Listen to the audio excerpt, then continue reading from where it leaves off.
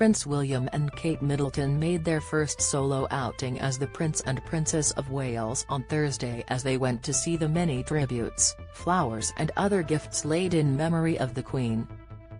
They spent 45 minutes talking to mourners gathered outside the Norwich gates of Sandringham House. The Queen's death has led to a number of changes within the royal family. The King has given up his Prince of Wales title, passing it on to his eldest son. But this isn't the title to be handed down to William and Kate. William also inherited the Duchy of Cornwall, and as a result, he became one of the biggest landowners in Britain. The estate was valued at more than $1 billion, £870 million, in March. The Duchy of Cornwall's estate covers nearly 30,000 acres across England and Wales. Included in this are commercial properties, homes, forests, rivers, and coastline. Dartmoor Prison, the Oval Cricket Ground in London and a mineral tin mine in Cornwall are also now under William's ownership. The Duke of Cambridge and Cornwall also inherited a housing estate in Dorset, home to 3,800 people in private and public housing. King Charles inherited the Duchy of Cornwall when he was just 21 years old. It was also a source of income for him, with The Guardian reporting that it produced more than £20 million in 2021. Prince William news: he inherited the Duchy of Cornwall. Image, Getty. Charles paid £22 million in tax on income from the estate last year. While he was not obliged to pay tax, he did so regardless. King Edward III ruled the eldest son of the monarch would take on the Duke of Cornwall title when the estate was established in 1337. The Queen was herself one of the richest people globally thanks to the wealth she inherited.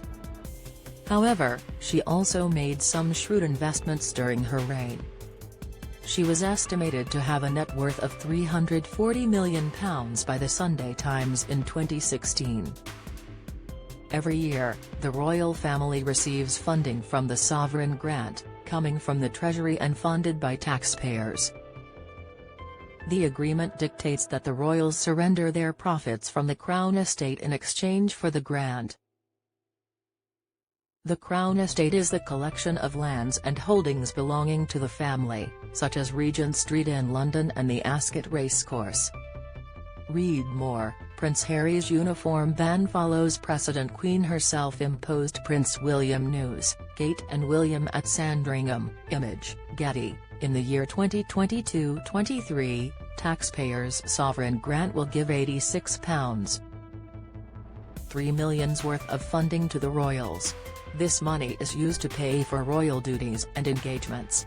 King Charles will also be funded by the Duchy of Lancaster, a private estate that is passed down from monarch to monarch. It is not yet known how much the Queen's funeral on Monday will cost, but the New York Times reports that it will be paid for by the taxpayer.